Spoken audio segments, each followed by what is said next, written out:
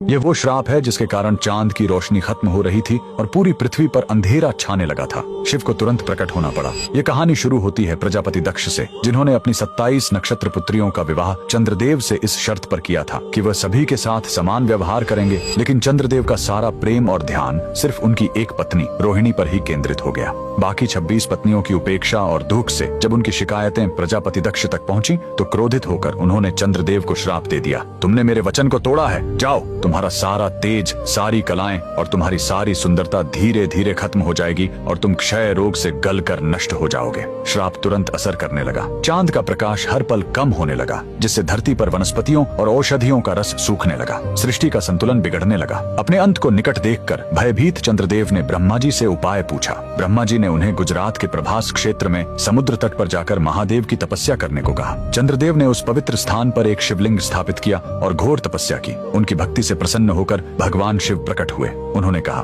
मैं दक्ष के श्राप को पूरी तरह खत्म तो नहीं कर सकता, लेकिन उसका प्रभाव कम कर सकता हूँ। शिव ने वरदान दिया, तुम कृष्ण पक्ष में 15 दिन क्षीण होगे, लेकिन शुक्ल पक्ष में 15 दिन फिर से पूर्ण हो जाओगे। उन्होंने चंद्र को अपने मस्तक पर धारण कर लिया और चंद्रशेखर कहलाए। और जिस ज्योतिर्लिंग की चंद्र ने पूजा की थी वो सोमनाथ, सोम यानी चंद्र के नाथ के नाम से प्रसिद्ध हुआ। और यही सोमनाथ मंदिर भारत का पहला ज्योतिर्लिंग आज भी गुजरात के वेरावल में उसी समुद्र तट पर शान से खड़ा है जहाँ चंद्रदेव ने श्राप से मुक्ति पाई थी। लेकिन रुकिए, इस मंदिर का एक और रहस्य है। यहाँ मौजूद बाण स्तंभ यह बताता है कि यहाँ से लेकर दक्षिणी ध्रुव तक समुद्र के रास्ते में कोई जमीन नहीं है। भगवान शिव के भक्त कमेंट में हर हर महादेव जरूर लिखें।